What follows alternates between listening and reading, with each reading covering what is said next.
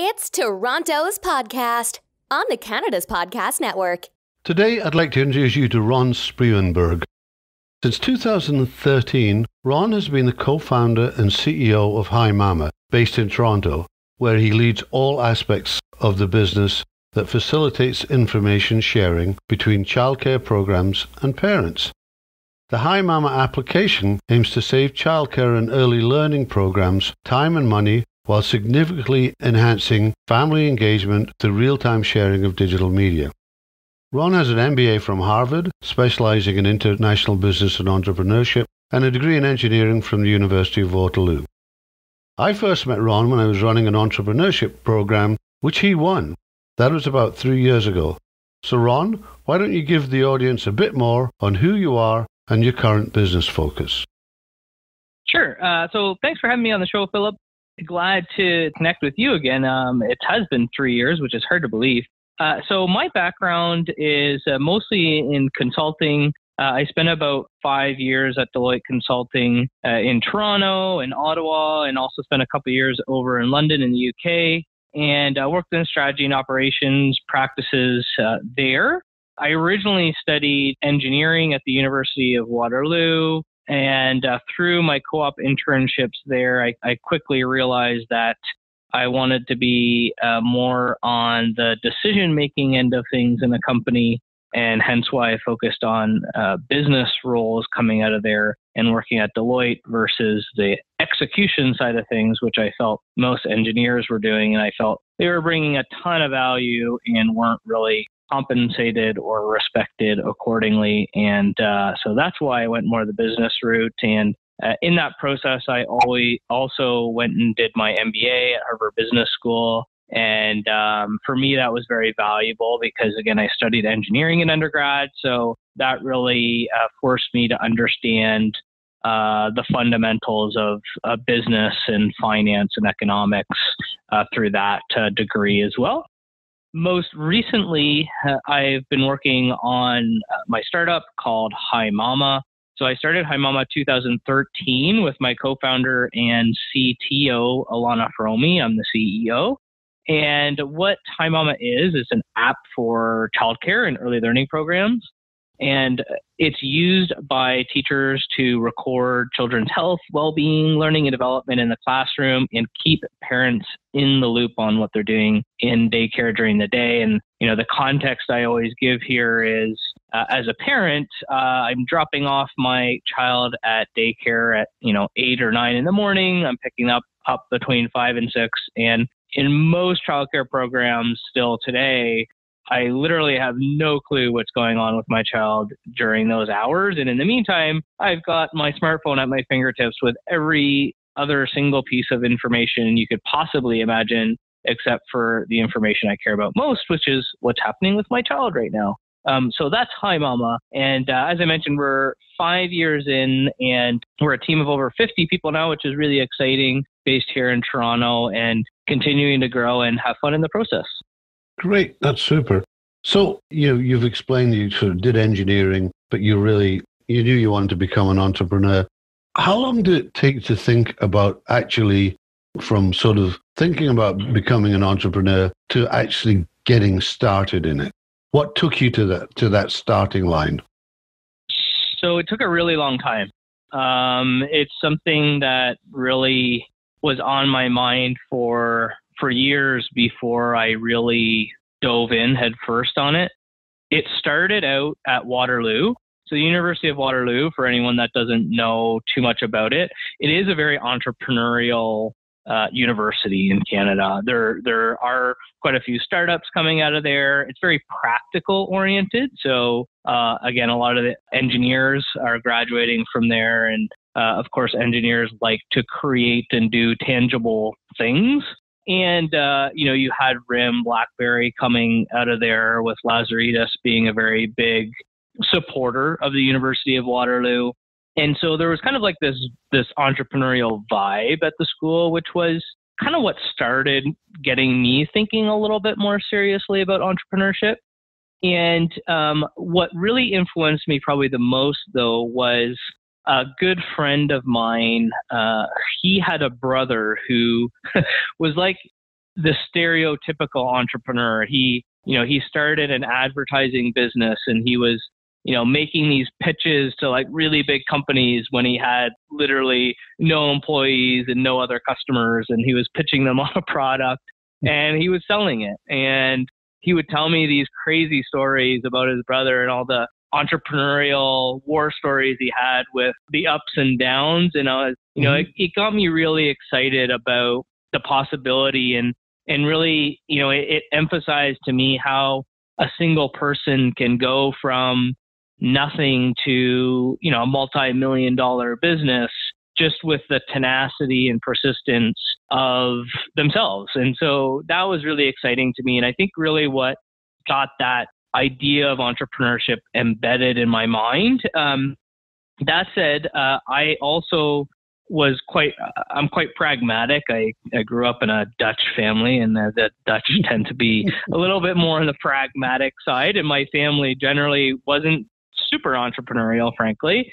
They grew up, I should say, in an age where, you get a job and you stick to your job for 30 years through to retirement, and, you're good to go sort of thing. And so that's how I was raised. So for me, I think certainly that had an influence on me needing sort of a few years for that to really think upon the entrepreneurship side and diving into it. And so that's where I made the transition into Deloitte. And certainly in some ways consulting is quite entrepreneurial as well. For sure. Yeah, like you're leading projects on your own, oftentimes with little support. It's not very hierarchical, and you're kind of like selling yourself internally and externally all the time. And so, good experience there for sure. And, I kind of hit the point which some people do in consulting, where especially when you're sort of around the manager level, and it's, you got to make a decision. Am I going the partner route and making this my career, or am I getting out and doing something else? And, for me, that's kind of when I really came back to the entrepreneurship question and said, am I going to do this because it's now or never? I had a little bit of a situation in my life where I had an opportune time to do it, in that I mentioned earlier, I spent a couple of years with Deloitte over in the UK, and that was actually on a secondment. So it was a set period of time with an end date. And so it worked out well, because that end date of the secondment created a really natural opportunity for me to reflect and say, okay, I'm going to go back to the Toronto Deloitte office. Like, is this what I'm doing or not? You know what I mean? And so, and it was great, because from the perspective of the Deloitte office in the UK, they weren't going to miss me because they knew I had that end date. They were planning around that. And in Toronto, here in Canada, they, I hadn't been here for a couple of years, so they also weren't necessarily, it wasn't like they were losing anybody from their perspective. So, I felt good about not leaving my consulting firm in the dust with the decision. I said, it's now or never. And I actually did what I don't really recommend to anyone, quite frankly, but I left Deloitte at that juncture without having anything lined up. So I was actually just speaking to different people in my network to see what they were up to, and talking about and thinking about different entrepreneurial ideas. But I actually had nothing lined up at the time. And, of course, not having a job and making no money does certainly force you to come to a decision or to action items quickly to get there. So, why HiMama? How did you focus on that? What brought you to that business in particular? Yeah, so I think it's a really good example of what I think is super duper important if you're an entrepreneur and you want to start a business, which is just start doing, because you don't know, what the end result's going to be. And so for me and Alana, we ended up building HiMama in the very earliest days as basically a competitor to Facebook. So if you're a parent with young kids, instead of posting your photos on Facebook to, let's say your 500 Facebook friends, including people you haven't seen since high school 10 years ago, it would just be a very close network of family and friends. And so you would also be incentivized to share more photos and memories and stories of your kids because, of course, like the grandparents and aunts and uncles, they're going to want to get as much of that stuff as possible. And so that was kind of the original idea. We worked on that for, call it about 3 to 6 months, and we created the app. We got some folks on it and did some beta testing. What we quickly realized was two things. One is consumers are very fickle with their apps. So, while you could get people to download your app and use it, it's very hard to have those users engaged and activated on your product over time. And the second thing is monetization in B2C or selling to consumers is also very difficult and often requires raising a whole bunch of money, and your success rate is likely quite low. And so, you've got the Candy Crushes of the world out there, but for every Candy Crush, there's thousands of other apps that, go to zero pretty quickly. And so we were thinking, how can we take what we've already done and leverage that to create a viable and sustainable business?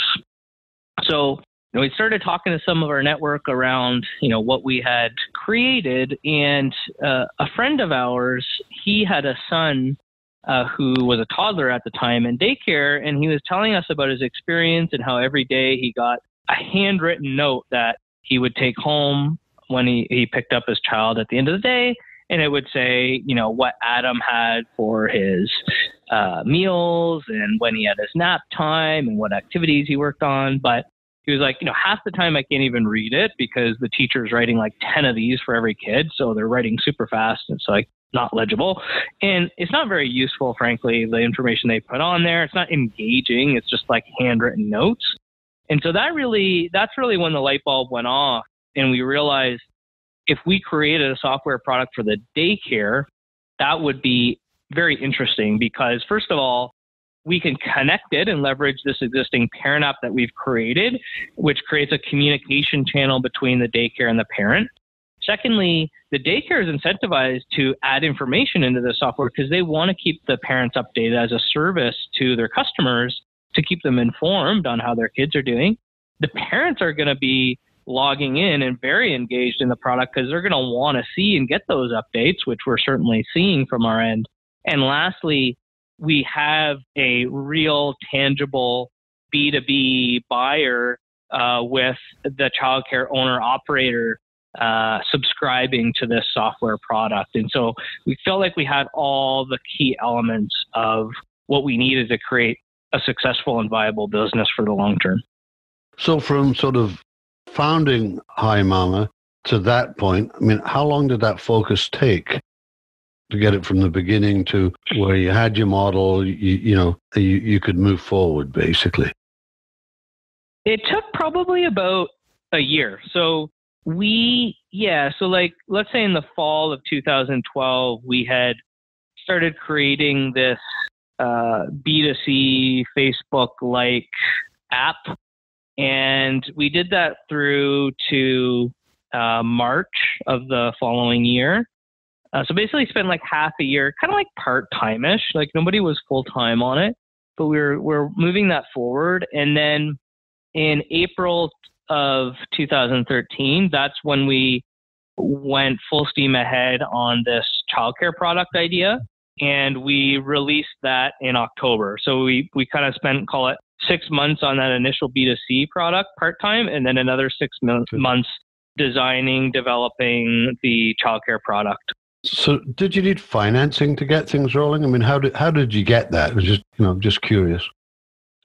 We were super duper bootstrapped. So we, basically made no money for that year. A couple of our founding partners kind of put in a little bit of money just to like keep the lights on sort of thing, and enough so that we could pay the bills kind of thing. But, that's it really. We ran super duper lean and did what we could with what we had. So where are you? I mean, where are you today? Are you currently making money? How long did it take you to get profitable? Yes. I mean, that's a dial, as a SaaS business that you have to, you can turn up or down, right? Mm-hmm. So we, Right. For us, like we can and have been and will be profitable, but we also, profitability is at the sacrifice of growth, right? So we're always trying to find that right mix, and sometimes it changes. And so we're always looking at that. We could be profitable 3 months after launching the product. We could be profitable 12 months, 24 months, 36, but we're always questioning, are we investing enough as well? We do have competitors out there, but we go in waves, and certainly in the last 5 years, we've been profitable at times. Okay. And then once we hit that profitability, then we decide to reinvest more money in the business. Then you go burn cash. So let's move away from the business. Let's move to Ron. What does a typical day look like for you? How do you maintain the kind of focus it needs to succeed and to have fun? Yeah, so certainly it changes a lot over time. And for me, that's one of the most exciting things about being a co-founder of a startup, is that your job description changes. I would say every 6 months, my job is completely different than what it was 6 months before. And it's awesome because I'm always challenged. I'm always doing new things, right? So, and I think that's part of what makes an entrepreneur though too, right? Is that they have that flexibility to do that. So like when I first started HiMama, I was literally driving around in a Toyota Matrix with a HiMama magnet on the side of it, going to childcare programs and interviewing people to learn about what the heck they do all day and what their problems were and how we could help them. I spent a few months doing that, and that was when it was just me and my co-founder. But today, of course, my life is quite different with a team of 50 people. And so I lean very heavily on my leadership team across the different functions in the company to lead their teams.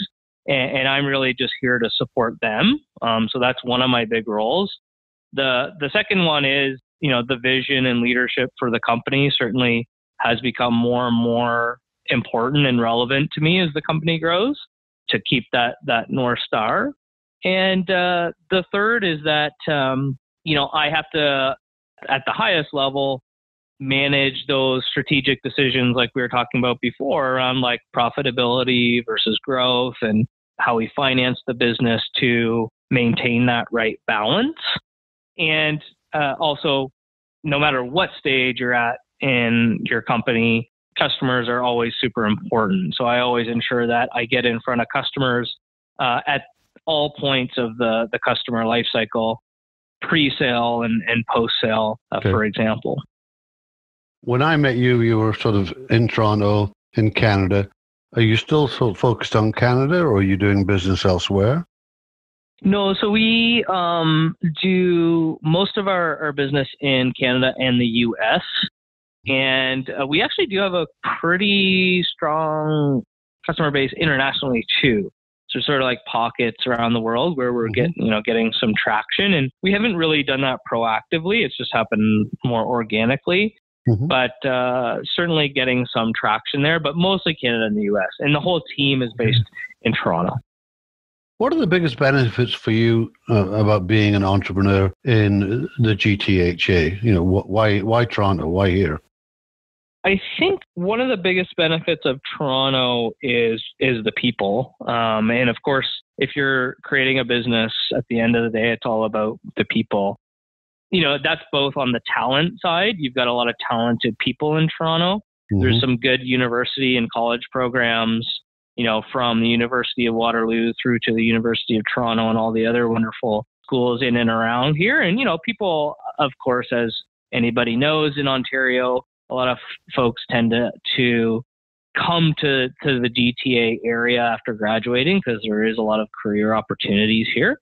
And so you've got a lot of talented people, but also just culture too, right? So it's the right mix of talented people, but also talented people where you can have a friendly culture in a team of authentic and genuine people, which is something that I care very deeply about, is that we create a business that is successful economically and commercially, but also from a social perspective in terms of social impact. And that's both for our customers and community, as well as our team here in Toronto.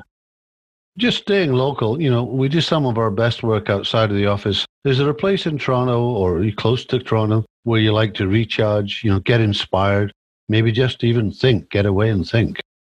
Yeah, I wish I had so much time to do that. I do. Well, so my wife and I were both from Southwestern Ontario, and she grew up on a farm down there. So oftentimes we'll go down that way, for a weekend or a few days just to get out of the city, which is quite nice. There's certainly the element of the hustle and bustle in a city like Toronto, which is great. Like it creates, that buzz that you need to keep going. But also I think it can distract you from taking a step back and reflecting, and it doesn't really allow for that very easily. So kind of getting out of the hustle bustle of the city, I do find helps with that. Do you think entrepreneurs have to be weird? You're unique, wired differently? I mean, you're a guy, Waterloo engineer, MBA Harvard, top 5 consulting. Why the heck did you bother becoming an entrepreneur, So, I mean, to answer your first question, I think, no, you don't have to be, you don't have to be too weird or too different. Like it's hard to like generalize entrepreneurs.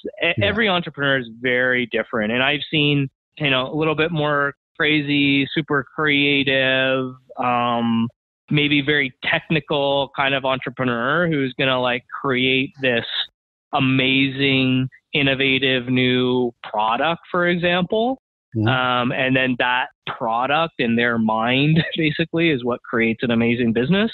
But you also see entrepreneurs on the opposite end of that spectrum who are operators or, very strong managers or leaders who understand business very well and then create like a product or engineering team around them. And you've got everything in between. So, there's certainly different types of entrepreneurs, and certain entrepreneurs take more or less risk too, right? So it's really what you're comfortable with. And so I don't think there's any sort of clear definition there. I must admit, most entrepreneurs that I seem to know are actually kind of low risk people. It's kind of weird, but what kind of job would you not like to do? You settled on building a business. I mean, you have a profession which is really engineering, consulting. What wouldn't you want to do? I mean, it kind of goes back a little bit to your question too, of like, why be an entrepreneur? Why start a business? Yeah, I get that. It's the classic thing, right? Like once you are an entrepreneur and you start a business, it's very hard to envision going back to anything else, quite frankly. And I think for me, like, it's a lot of things, but I think mostly what it comes down to for me is I want to optimize my impact, and I want to do the things that I feel are really important and have, my impact on the world.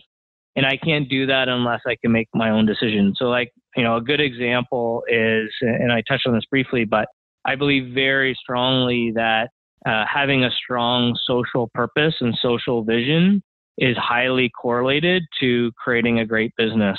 And there's not enough companies out there doing that right now. And so for me, it was very important that we became a certified B Corporation or benefit corporation to solidify our position on that. And so for me, I really admire entrepreneurs who are living that. And a big challenge is that, and this is part of, an ongoing, list of literature out there about startups, and especially in the Valley, like everyone's saying they're doing great things, but are they? When you dig deeper, you have the types of things that we're reading in the news about Facebook, and what they're doing with their data. There's something I read just this morning with Elon Musk and Tesla, and certainly there's entrepreneurs that are out there aiming to do big things and change the world.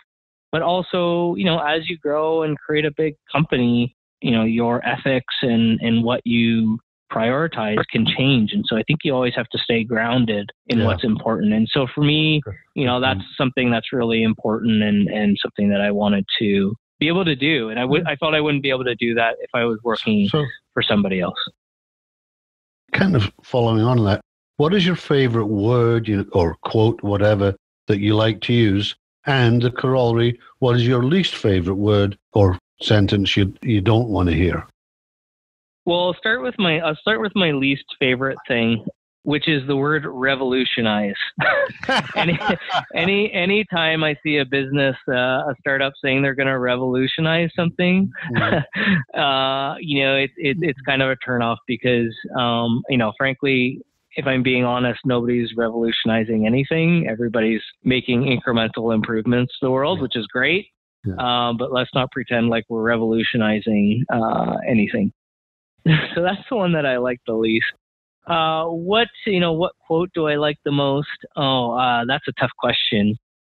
There is a quote by Churchill, and I don't know exactly how it goes, but it's something along the lines of, and certainly this is the spirit of it, is, if you fall on your face trying, that is a better outcome than never trying at all.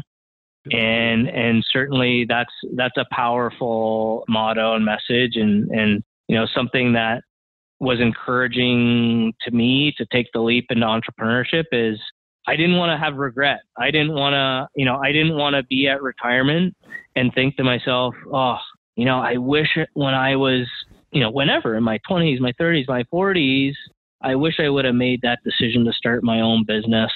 I wonder what would have happened if. I never wanted to have that conversation with myself. I would rather give it a go and see what happens. And if I fall on my face and fail, so be it. But at least I know I tried.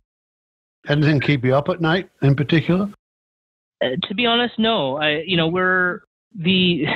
startup is a marathon and it's not a sprint. And so, we always try to keep that in mind at HiMama. Like, we don't encourage people to be pulling all-nighters and be super stressed about what they have in their job. And frankly, if people are, then I'm not doing my job as a leader. And if I'm super stressed, then I'm doing something wrong too. So I actually really respect those leaders out in the world, people that have crazy jobs, CEOs of multi-billion-dollar companies who work 9 to 5 and they go home to their families. Mm-hmm. There's a really good, interview the other day I saw with Warren Buffett, and you look at his calendar and he has hardly any meetings booked because he knows how to manage his time. He focuses on what's important, and I actually respect that. Me too. So let's have a little bit of fun here. There's a small tropical island just off Fiji that has only one phone booth and no internet. We drop you off there, and you won't have a computer, a smartphone or tablet, anything like that. You can use the phone booth located there anytime to call the boat, and we'll come back and pick you up. How long would you last before you made that call? And what would you do there while you were there? How big is the island? It's a small tropical island, so it's not big.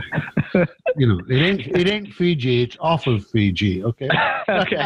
I'm just wondering how much exploring I can do, because I like exploring. I'm pretty adventurous. So if there's an opportunity to explore, I could see myself staying quite a bit longer. But if it's super small, then I'm not sure. The short answer is not very long. I think maybe like 3 or 4 days. Maybe I would relax for 3 or 4 days and say, hey, this is great. And then I'd probably be out. How can our listeners get hold of you? And is there anything you'd like to add before, we call it a day? Yeah, best way to get a hold of me is my email. It's ron@himama.com, RON at HiMama, HIMAMA.com. Well, Ron, it's been great meeting up again, and I'm glad to hear that HiMama is doing so well, especially as we put it back 3 years ago as being a winner, which is terrific. Thanks for having me, Philip.